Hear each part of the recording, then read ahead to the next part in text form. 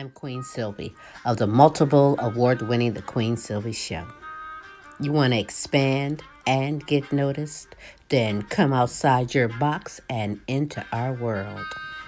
Internet advertising has a real impact on global awareness and even sales, so let's make an impact together.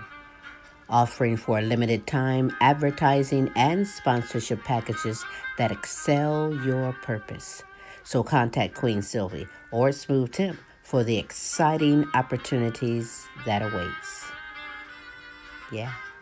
Are you tired of driving around a dirty car? Say hello to the ultimate solution for your car. Quick Auto Detail, home, work, or wherever. Their mobile car spa will clean and shine your car anytime and anywhere. Their products are gentle on your car's paint, and they use only the highest quality materials. Book your appointment now.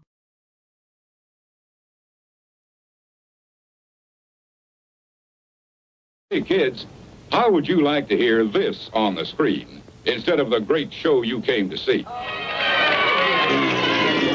That's what you sound like. Honest. Please cooperate and do your part in keeping this theater quiet so everyone, including you, can enjoy it.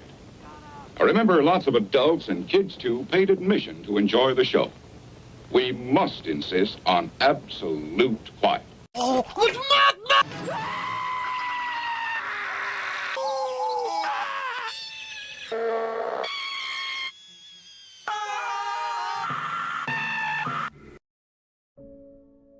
Because my dad is the CEO of a big company, everyone has certain assumptions about me.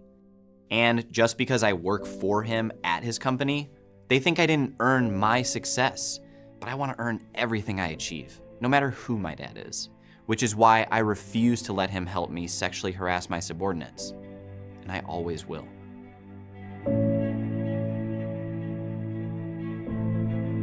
I remember my first day on the job. I was a fresh-faced kid right out of college. I didn't know how to sexually harass anyone. I mean, do I grab a boob? Do I show them my penis? I was lost. And of course, my dad offered to help, but I said no. No matter how many times he tried to offer me the secretary that he'd been cheating on my mom with for 8 years, I refused. I didn't want to call her sweet cheeks and slap her ass just because he did. I wanted to pave my own way. So I worked to prove myself. And in my first year, I sexually harassed dozens of my subordinates. No freebies. I whispered sexual innuendos to our office administrator. I groped an intern. And I can't even say what I did to my assistant. She quit the day after and I was too drunk to remember. But of course, no matter what you do, it's never enough. Even when I got my promotion, people thought it was only because my dad sexually harassed my old boss out of her job. But he didn't do that. I did. She cried leaving the building saying she'd never work in this industry again. I was only 21 years old. Yes, my father has taught me a lot about sexually harassing the most vulnerable, powerless people in the office. But one day, I hope to surpass him and become one of the biggest sexual deviants in the corporate world. Not because my dad handed it to me on a semen-covered platter, but because I sexually harassed my way to the top, all by myself. In a room with a stepladder upon which there was a bunch of bananas. Whenever a monkey went to climb the ladder, the other monkeys in the room were sprayed with cold water. After a while, each time a monkey went for the bananas, the others would attack it to prevent it from doing so. The monkeys learnt to never climb the ladder. But then, one of the monkeys was removed, and a new monkey wearing a raincoat was introduced. Naturally, this monkey went for the bananas, and it was customarily attacked and prevented from doing so by the others. This new monkey learnt not to climb the ladder. So when another monkey was substituted in and made for the bananas, all the others attacked it, including the one in the raincoat, despite the fact that it had never been sprayed with cold water. A third monkey was substituted in, and then a fourth final monkey. And still, whenever a monkey tried to climb the ladder, the others would prevent it from doing so, even though none of them had ever been sprayed with the cold water. When asked why this was, one monkey said, "That's just the way it is."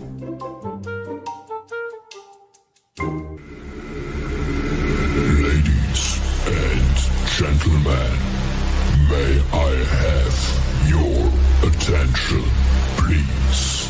It's time for the final countdown. The show starts in 10, 9, 8, 7, 6, 5, 4, 3, 2, 1. Let's rock. Hey, and welcome to another Wednesday on Tim's Tidbits, and thank you all so very much for tuning on in. It's certainly appreciated. I hope your week is going so far so good. Who knows? It probably depends on where you live and your perspective of things, right? Anyhow, hey, quick shout out before we get the show started to those listeners last week in the United States, the United Kingdom, Canada, Mexico, Germany, Poland, Africa, Ireland, France, and Australia. Thank you, folks, for tuning on in. It is sincerely appreciated. Thank you. That's right. Anyhow, hey, it's been an interesting week here in good old USA, and it's been an interesting week abroad, too. And we'll dive right into a little bit of that here. And first, it's going to be a bit of a history lesson. And we're going to take everybody back in history from the year 1798. And 1798 is significant because that is when the U.S. Congress decided to pass what is called the Alien Enemies Act. And that act was actually put into place in that time period.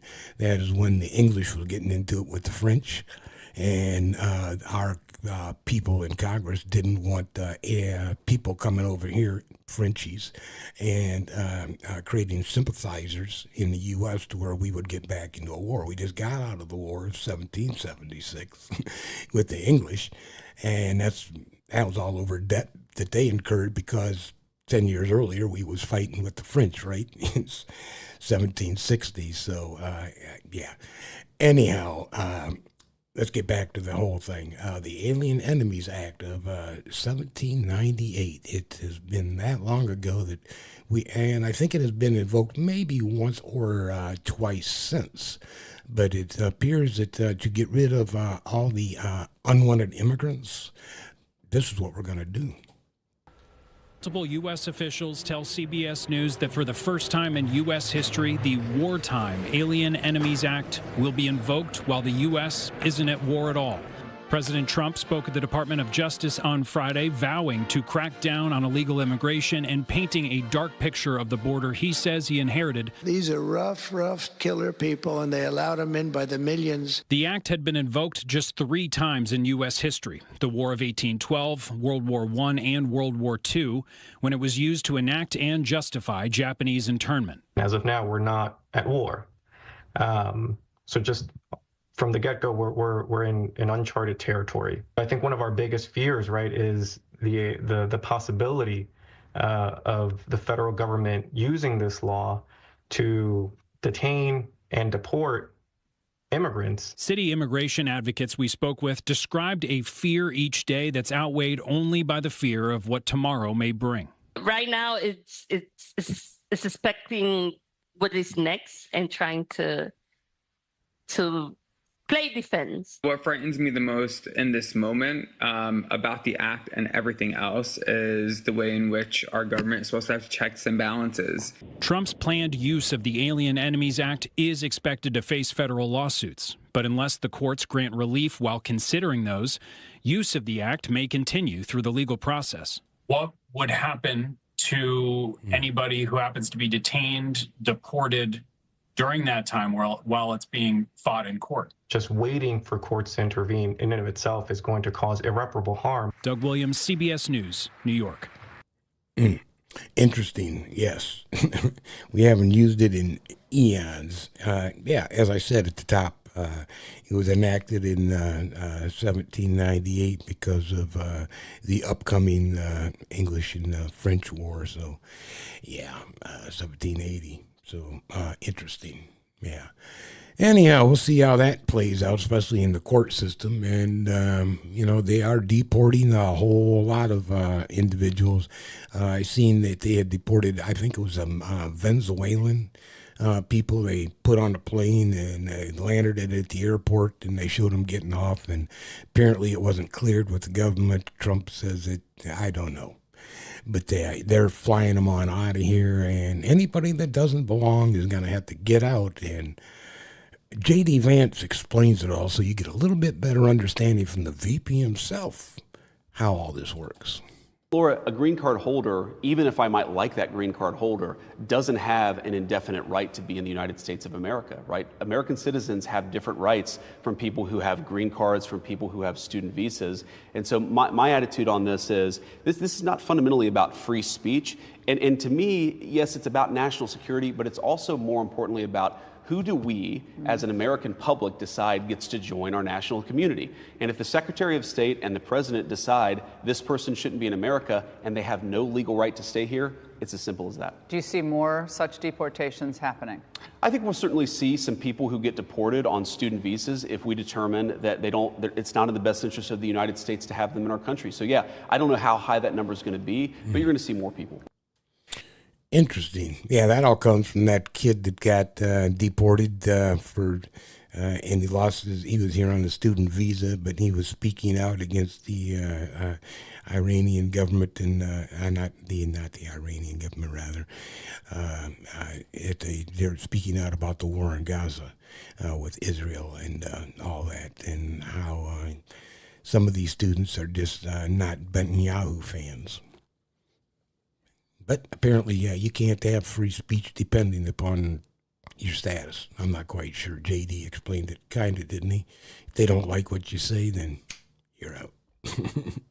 Speaking of what they try to sit there and say, you're out. Well, they fired just thousands upon thousands. I think I'm not sure what the number is, and we're going to catch up on this. But in any regard, Trump has been ordered to reinstate all these fired federal workers by a federal judge. And what chaos is this causing? Now you've got people that were told they're not working for the government. Now you're working for the government. Now it's going to be held up in court if you're working for the government. I don't know if I would want to work for the federal government right now. Check it out. We have some breaking news out of Washington, D.C. as you take a live look at the U.S. Capitol. The Trump administration reinstating 24,500 fire workers after a court order. The Trump administration in court filings has, for the first time, acknowledged that it fired nearly 25,000 recently hired workers and said agencies were working to bring all of them back after a judge ruled that their terminations were likely illegal. The court filings made in Baltimore, Maryland, a federal court late yesterday included statements from officials at 18 agencies, all of whom said the reinstated probationary workers were being placed on administrative leave, at least temporarily. The mass filings as part of President Trump's broader purge of the federal workforce were widely reported, but the court filings are the first full accounting of the terminations by the administrations. Most of the agencies said that they had fired a few hundred workers. The Treasury Department, for example, terminated about 7,600 people. The Department of Agriculture, about 5,700. And the Department of Health and Human Services, more than 3,200, according to those court filings. The U.S. District Judge on March 13th said the mass firings of probationary workers that began last month violated regulations governing the mass layoffs of federal employees and ordered them to be reinstated pending further litigation. Probationary workers typically have less than 1 year of service in their current roles, although some are longtime federal employees. The judge's ruling came in a lawsuit by 19 Democrat-led states in Washington, D.C., who said the mass firings would trigger a spike in unemployment claims and greater demand for social services provided by states. The Office of Maryland Attorney General Anthony Brown, which is spearheading this lawsuit, did not immediately respond to a press for comment by Reuters today. The Trump administration has appealed the judge's decision and yesterday asked a Richmond, Virginia-based appeals court to pause that ruling pending the outcome of the case.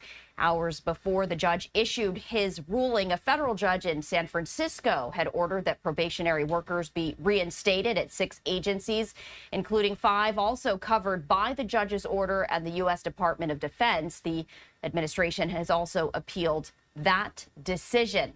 We did want to bring you the very latest breaking news, as we have also learned the judge has scheduled a hearing for March 26th on whether to keep his ruling in place pending the outcome of this lawsuit, which could take months or longer to resolve.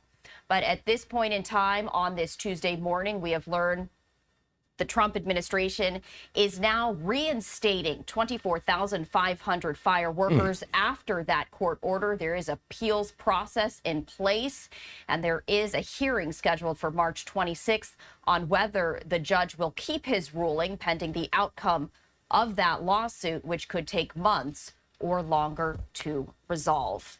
Any new developments, we, of course, will bring them to you.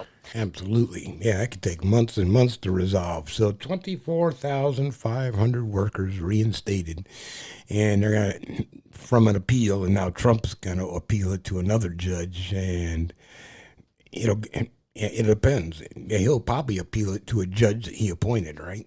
If that would make sense to me. That if you want to get a decision in your favor, you're going to bring that particular case to a judge who you appointed. See how that works out.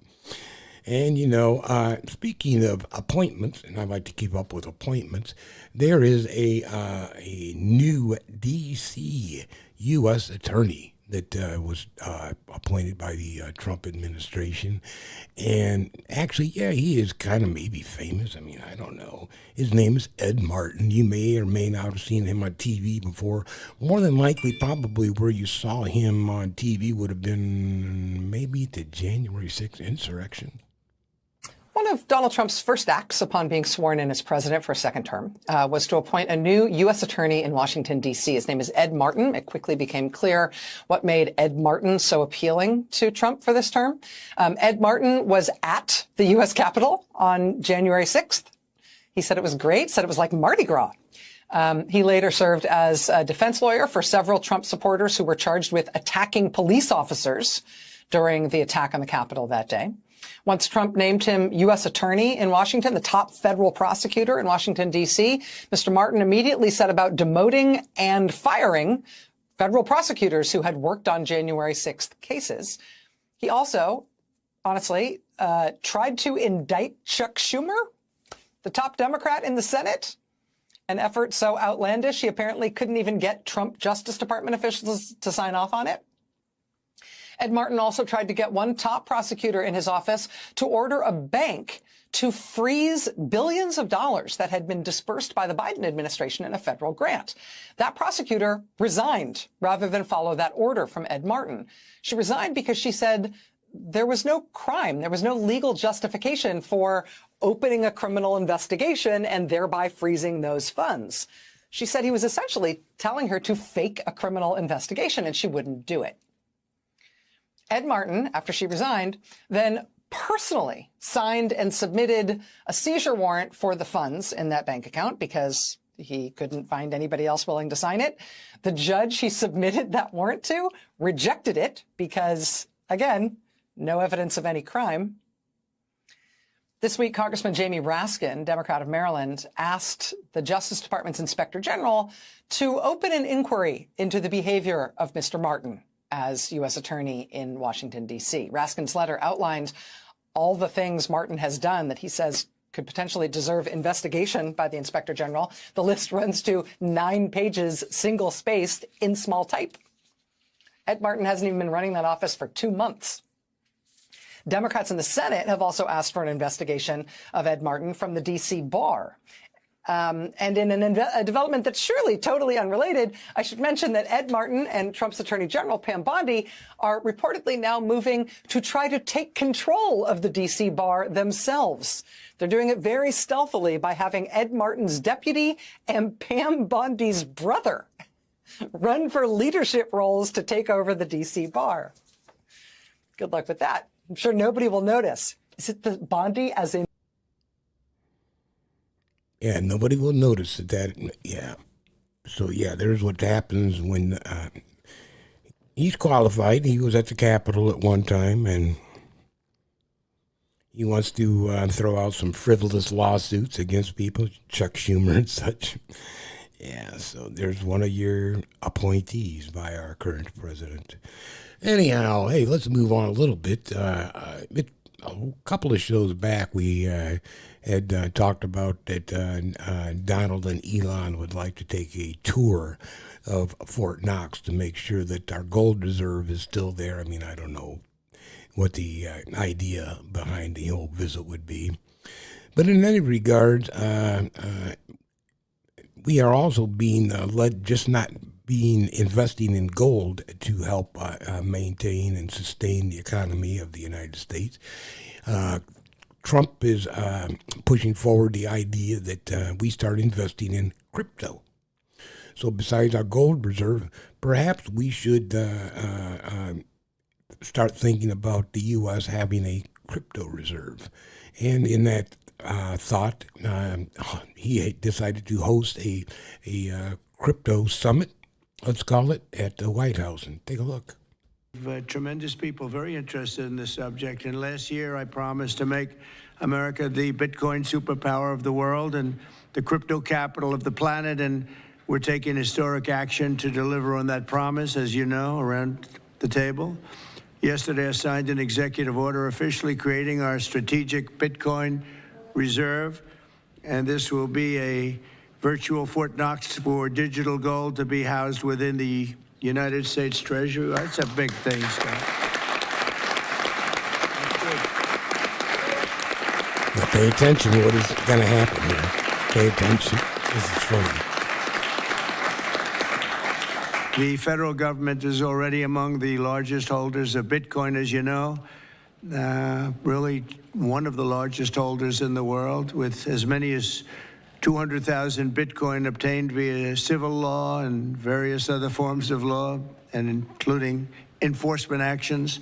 These existing holdings will form the foundation of the new reserve. Unfortunately, in recent years, the U.S. government has foolishly sold tens of thousands of additional Bitcoin that were worth billions and billions of dollars had they not sold them, but they did sell them, mostly during the Biden administration. Not a good thing to have done. From this day on, America will follow the rule that every Bitcoin knows very well: never sell your Bitcoin. That's a little phrase that they have. I don't know if that's right or not. Who the hell knows, right? How does this work? And I want that same color. Are you going to put down a credit card? Elon, would you take a personal check from the president? I do it the old I give checks. Sure. I like checks. I think his credit's good. Do you still have access? You know, I like a check better than this modern system of all of a sudden there's money in your account, nobody knows. I like signing a check. Who knows? Who knows? But so far, it's You been like right. signing a So, check. well, let's keep it that way. Who knows? Who knows?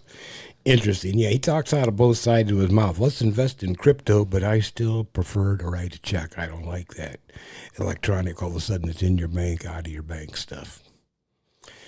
There you are. So he doesn't prefer it, so why should we? Just your thoughts on that one. Anyhow, hey, and who knows if Trump likes it or not, but crypto seems to be the thing that's going on, and there's all kinds of different things. Some people are making a ton of money off of it. Some people have been accused of fraud. And as a matter of fact, one person that is seeking a pardon for the fraud that was created within his cyber currency industry, and he's seeking a pardon for that, and a pardon he's asking from the president, and I wonder why. Nakedly corrupt, openly corrupt, without fear of retribution, without fear of consequence, because of the blanket immunity ruling that the Supreme Court gave Donald Trump, that if he wanted to dispatch a military unit to assassinate a political rival, he can do so because he is our king. He is our dear leader. He is the demigod, the cult leader, Donald Trump, and he can do no wrong and will not be held accountable for anything he does. This reporting I'm getting ready to read to you is from the Wall Street Journal, the Rupert Murdoch owned Wall Street Journal, the Fox News, Fox Business, New York Post affiliated Wall Street Journal. This isn't the New Republic. This isn't Mother Jones. This isn't The Intercept. This isn't The Guardian. This is the Wall Street Journal indicating that Donald Trump's family is in talks with a crypto guy worth billions and billions, and his business is worth that same. And they're in talks to take a share of his business, while at the same time, this guy is trying to get a pardon from the President of the United States, who just happens to be the daddy of the individuals looking to enrich the family. Nakedly corrupt. Insane that this is where we are in America. Here it is from the Wall Street Journal one more time. Trump family has held deal talks with Binance following crypto exchange's guilty plea. Discussions for stake in Binance's U.S. arm come as founder Changpeng Zhao has pushed for the administration to pardon him for his own 2023 guilty plea. This is a quid pro quo. It's, yeah, I'll give you a piece of my business. That pardon would be real nice. Here's the article. Representatives of Donald Trump's family have held talks to take a financial stake in the U.S. arm of crypto exchange Binance, according to people familiar with the matter, a move that would put Trump in business with the firm that pleaded guilty in 2023 to violating anti-money laundering requirements. At the same time, Binance's billionaire founder, Changpeng Zhao, who served 4 months in prison after pleading guilty to a related charge, has been pushing for the Trump administration to grant him a pardon, people familiar with the matter said. Zhao, widely known as CZ, remains Binance's largest shareholder. The talks began after Binance reached out to allies of Trump last year, offering to strike a business deal with the family as part of a plan to return the exiled company to the United States. It is unclear what form the Trump family stake would take if the deal comes together, or whether it would be contingent on a pardon. Again, this is where we kind of slide into the, well, it's really unclear. We don't know what's happening because this is Rupert Murdoch. But we could read through all that subterfuge. We could read through the distractions to understand what's at play here and what is taking place. I'll read that paragraph one more time. It is unclear what form the Trump family stake would take if the deal comes together, or whether it would be contingent on a pardon. The possibilities include the Trumps taking the stake or the deal going through the World Liberty Financial, a cryptocurrency venture backed by the Trumps that launched in September, the people said. Steve Witkoff, a longtime friend of Trump's, who is now his top negotiator in the Middle East and for the war in Ukraine, has been involved in the talks for a deal, some of the people familiar with the matter said. Trump has increasingly blurred the boundaries between the presidency and his business ventures.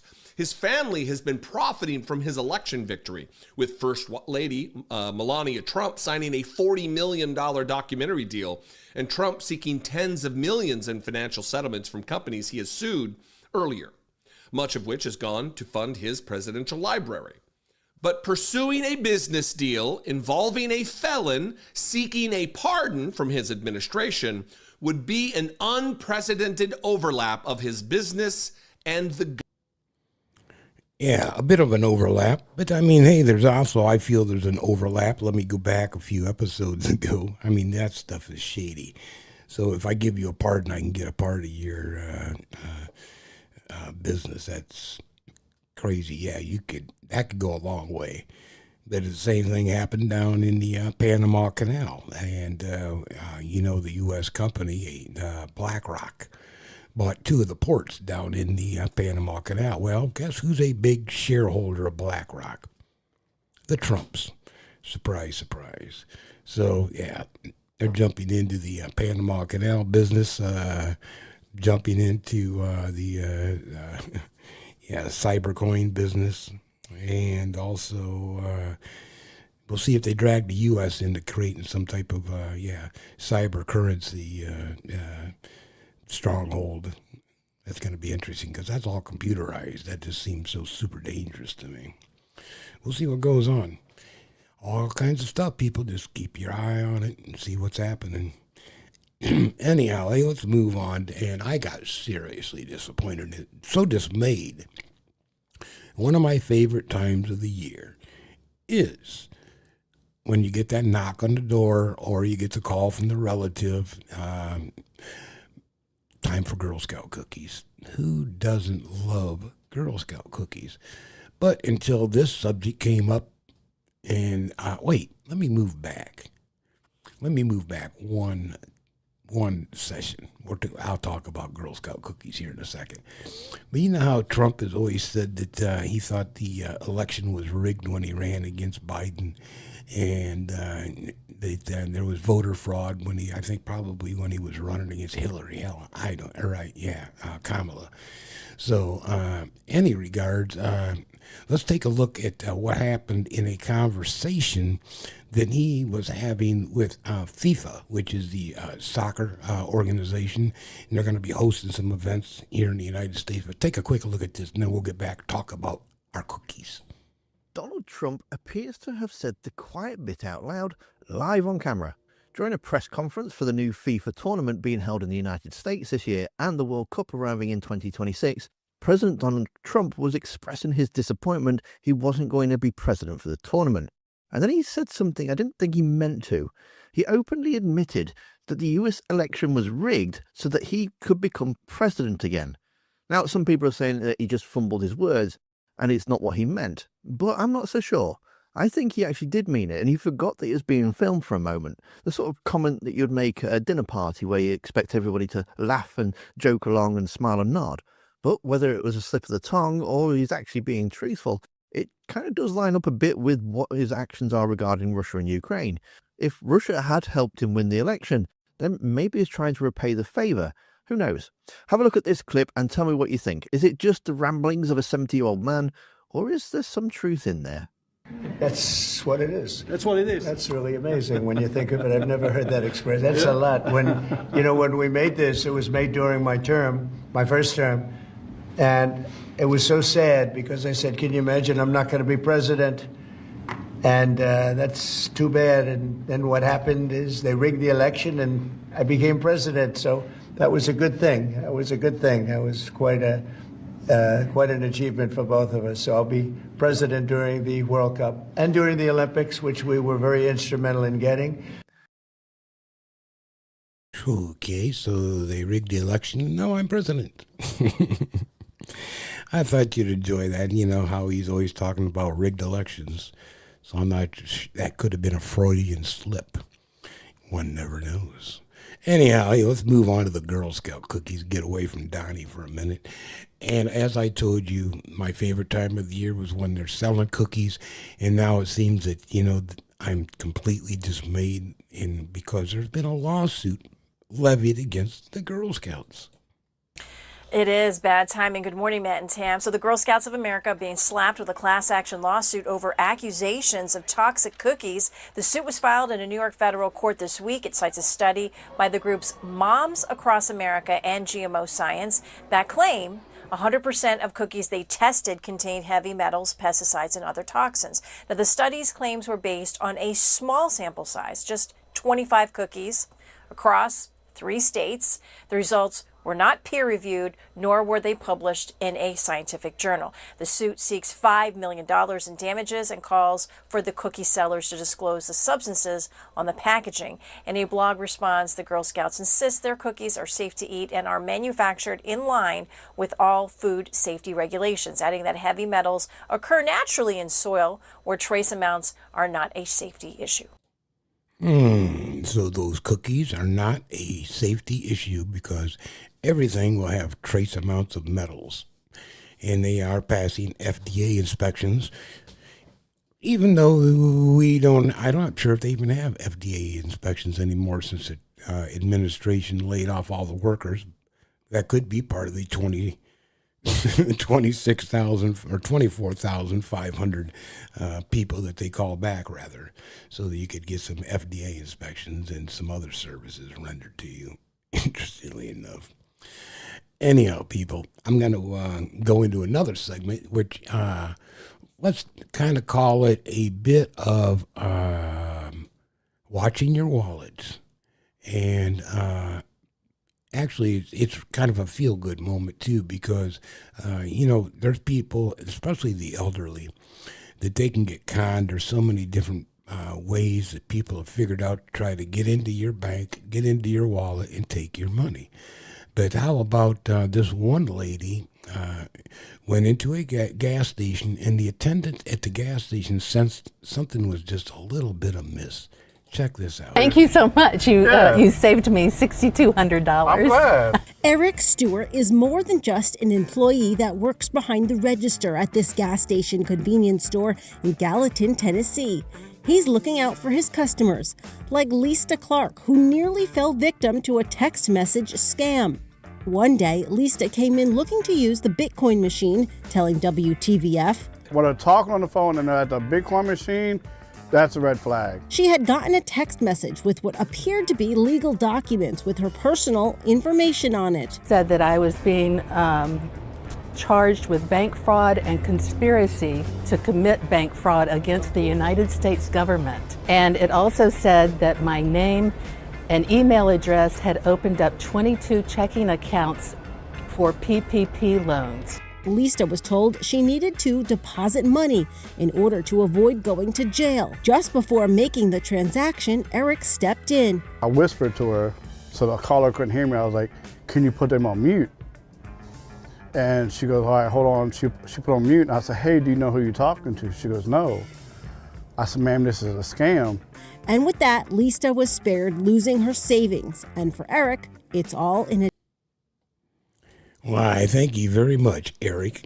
Appreciate you stepping on in and saving that old woman $6,000 that she's going to send into a Bitcoin machine. Don't fall for that stuff. The IRS is not going to call you. The DMV is not going to call you. Any federal agency is not going to. They're going to contact you by mail first. And no, they're not going to come up here and, hey, send me a gift card, send me some Bitcoin to take care of this situation that you've got yourself into. That is not going to happen. Don't fall for it. And thank you, Eric, for, like I said, saving that woman a ton of money. And sometimes that gas station attendant obviously can be your best friend. Anyhow, hey, I think it's been 3-4 weeks ago, we seen that a neo-Nazi group was marching on the interstate and hanging their flags and stuff over I-75 as you come into north of Cincinnati, coming into Cincinnati. But in any regard, this community did not take that so well. We've seen it on the national news. Now the community is responding, and let's take a look at this. I don't know how to feel about this. Give me your opinion. Turn now to one community in Ohio, which is now the center of a growing national debate about civil rights, hate speech, and the Second Amendment. NBC News correspondent and NBC News Now daily anchor Morgan Radford visited the town of Lincoln Heights, where residents have formed an armed community defense group in the wake of a neo-Nazi rally. Morgan joins us now. You were there just on Tuesday.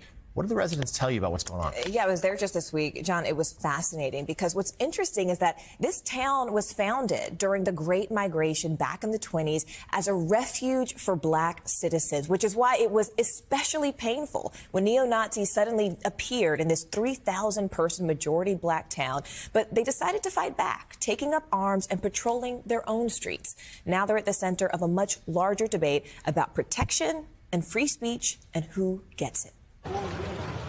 These aren't police officers or soldiers. They're business owners, their fathers, their sons, daughters. These are civilians, members of the Lincoln Heights Safety and Watch program. It's a duty. Okay, let's go. The duty, protecting their neighborhood, the majority black village of Lincoln Heights, Ohio. Ain't nobody After neo-Nazis held a rally here last month, carrying rifles, waving swastikas, and hurling racial slurs, just moments before children were let out of school. At the time, law enforcement officials said the neo-Nazis did not break any laws, but an investigation by county prosecutors is ongoing. Weeks later, the KKK came with these flyers.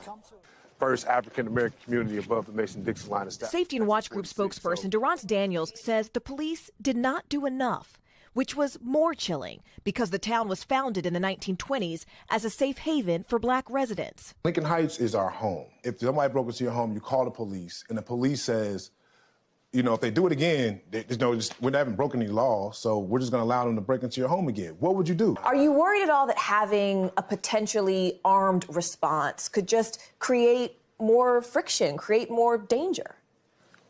I'll answer that by saying I've never felt safer as a black man in my community than I have right now. The mayor of Evendale, which oversees the police force that responded that day, said in a statement to NBC News, "Our emphasis on de-escalation and public safety resulted in the incident's resolution without injuries to any of the persons involved." But residents here say they can't afford to wait. Every day, the Safety and Watch Group escorts children to school and patrols the streets. Why do you all wear masks?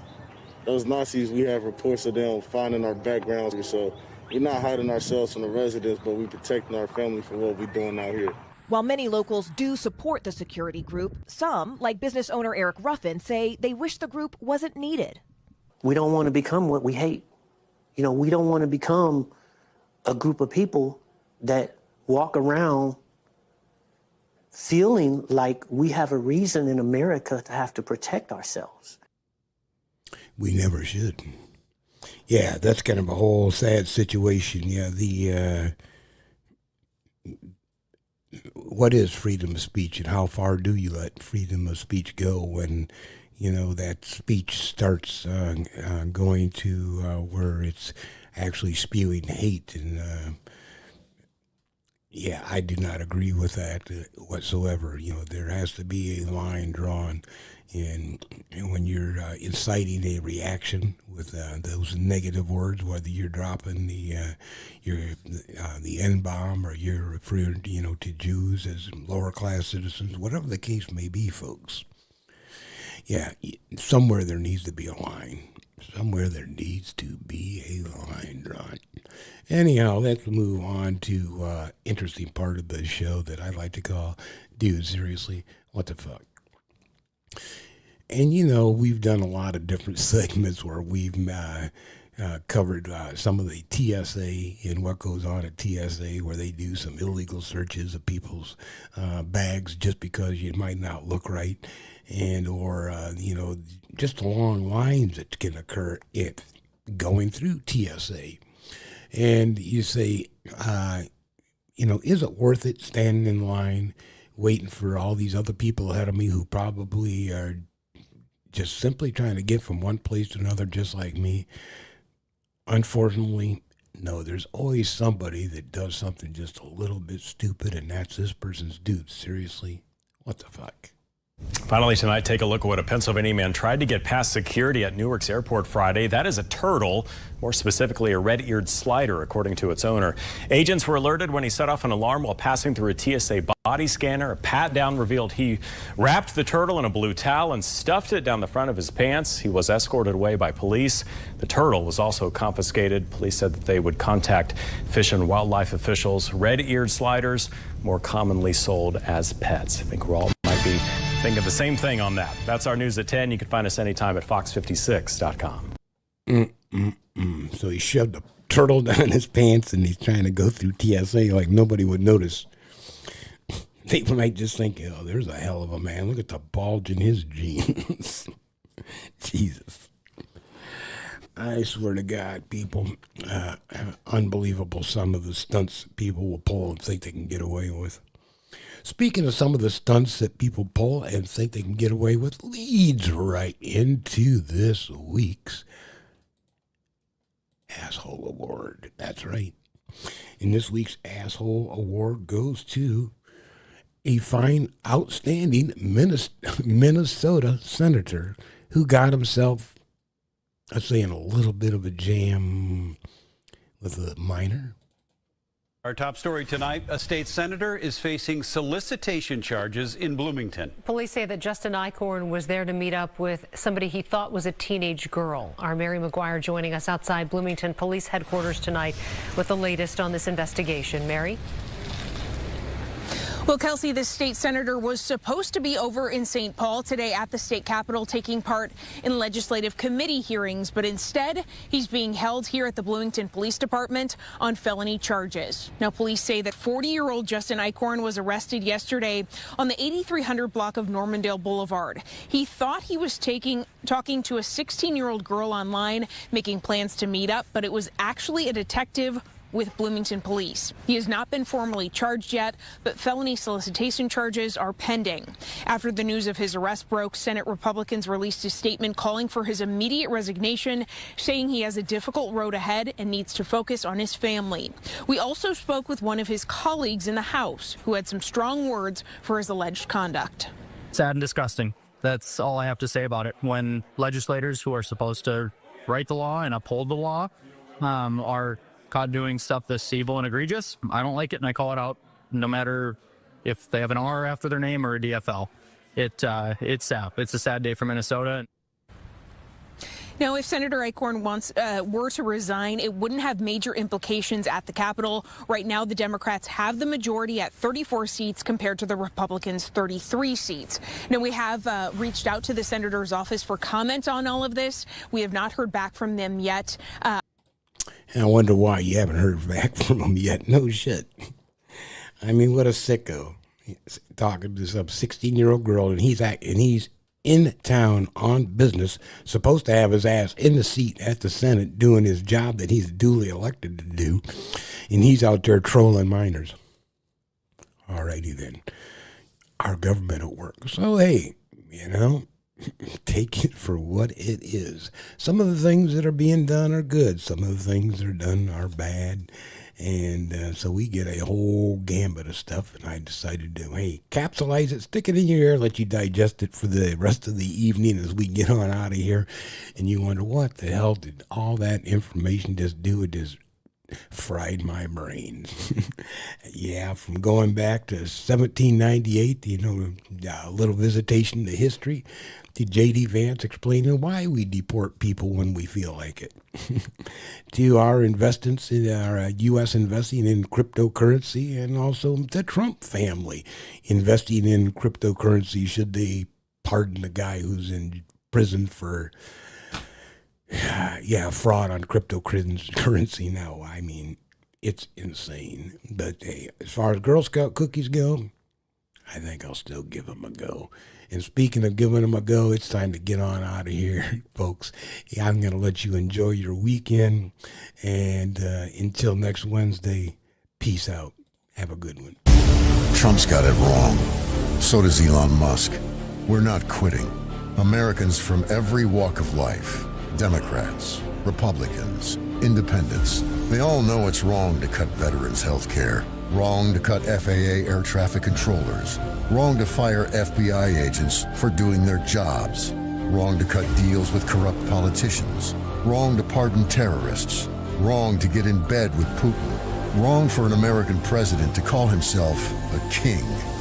They're organizing, getting loud, and getting heard. Going to town hall meetings and putting MAGA on the hot seat. Trump thought we'd give up without a fight, that we'd be too scared to push back. Well, fuck that, and fuck him. We're in this fight till the end, till Trump's gone and America is free again. And nothing's going to change that.